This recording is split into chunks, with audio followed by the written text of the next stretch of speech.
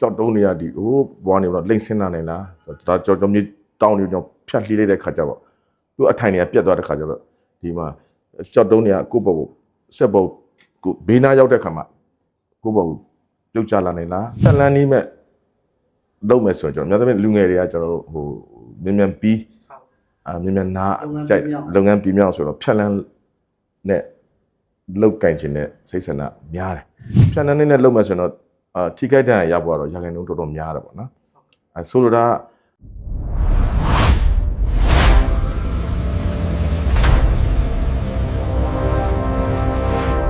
လုပ်ငန်းခွင်တွေမှာအဓိက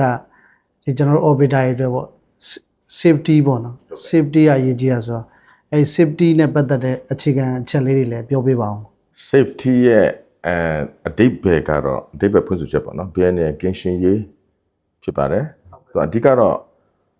ဒီ BN နဲ့ကင်းရှင်းမှာလုပ်ငန်းခွင်မှာဆိုတော့ကျွန်တော်ဆက်မောင်းသူ BN နဲ့ကင်းရှင်းရှိမယ်ပြီးတော့ကျွန်တော်တို့မြေတူးဆက်ကိုတိုင်တွယ်မောင်းနေတဲ့မြေတူးဆက် BN နဲ့ကင်းရှင်းရှိမယ်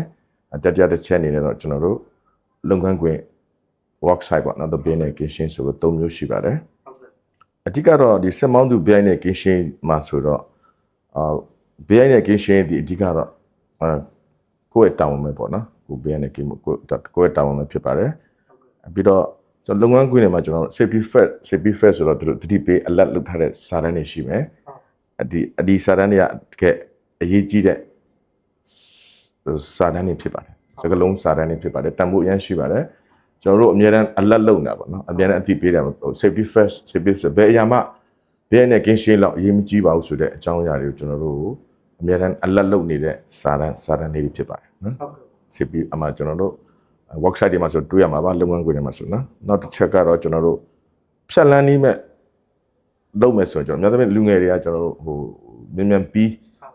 မြန်နာကြိုက်လုပ်ငန်းပြီးမြောက်ဆိုတော့ဖြတ်လန်းနဲ့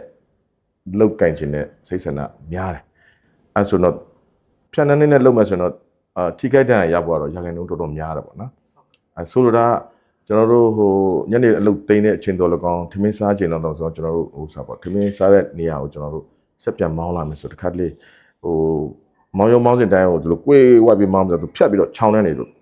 ဥစားပေါ့ဒီညီးနဲ့ဖြတ်ပြီးတော့လို့ဆင်းပြီးတော့ဆင်းလိုက်တယ်အဲ့ဒါတခါနဲ့ခံတင်မဲနဲ့မလူလားပဲနဲ့အန်ဒီရဲ့ထိခိုက်တာတွေထိခိုက်တော့ကိုထိခိုက်တာတော့ဖြစ်သွားတတ်တယ်ပေါ့နော်အဲဒါကြောင့်မို့ကျွန်တော်တို့ဖြတ်လန်း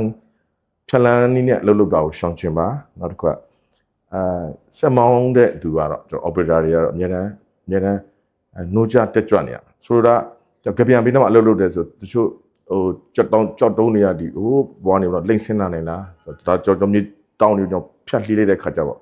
သူအထိုင်နေပြတ်သွားတဲ့ခါကျတော့ဒီမှာကြောက်တုံးနေကကိုယ့်ဘုတ်ဆက်ဘုတ်ကိုဘေးနာရောက်တဲ့ခါမှာကိုယ့်ဘုတ်ပြုတ်ချလာနေလားဒါမှမဟုတ်လဲ clip လို့ခေါ်တယ်ကျွန်တော်တချို့ကြောက်ကပန်းနေမှာဒီလိုမျိုးကြားပစက်လို့ဖြစ်နေတာကိုကအပေါ်သွားကတကမှာအတိထားဖို့လိုမယ်တိတ်တော့ကြပြန်နဲ့နီးနီးကကောက်မမောင်းမဲနဲ့ဟိုဘေးနဲ့ကင်းရှင်းဖို့ safe set ကိုပဲ safe set ဖြစ်အောင်ခက်ခွလေးမောင်းမယ်တချို့ clip တွေကနင်းပြီးမှကိုမသိဘူးကွာပုံမှန်တိုင်းပဲထင်နေဆိုမဲ့ဒီကောအောက်မှာသူပြတ်နေတာရှိရတယ် clip ဖြစ်နေကြားပစက်လို့အဲ့မှာကျွန်တော်တို့ဆက်ကိုဥစားပေါ့ slide ဖြစ်ပြီးတော့ကျွန်တော်ဟိုမှာမြေပြိုပြီးတော့ slide ဖြစ်ပြီးတော့ဆက်ကိုထိခိုက်နေဟုတ်ကဲ့အန်ဒီအများကြီးဖြစ်နေပါတယ်ဒါကြောင့် clip လို့ခေါ်တဲ့အဲကြောက်ကပန်းစိုးနေမှာဆိုသတိထားမောင်းပါပြီးတော့ဟိုတစ်ပင်6တစ်ကန်း6တွေပေါ့ကိုသက်ဖြတ်တယ်လို့မှာကိုယ် self vibration အရှိန်နဲ့တစ်ကန်း6တွေပြုတ်ကျပြီးတော့ကိုပေါ့ပြုတ်ကျလာနေတဲ့အန်ဒီကြီးလည်းရှိပါတယ်အဲကြောင့်မို့ကျွန်တော်တို့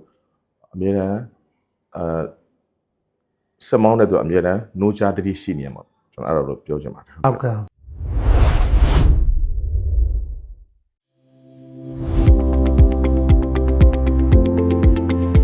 တူးလိုက်ပြီးမှဒါမှ cable တွေထွက်လာတာပေါ့နော်ဆက်သွယ်ရေး cable ထွက်လာတဲ့ခါဆိုတော့မလိုလားအပ်တဲ့ဟိုပြဿနာတွေဖြစ်ရှင်းရတယ်လက်ကျိုးတွေအောက်မှာလှုပ်မယ်ဆိုရင်တော့အရန်သတိထားပါ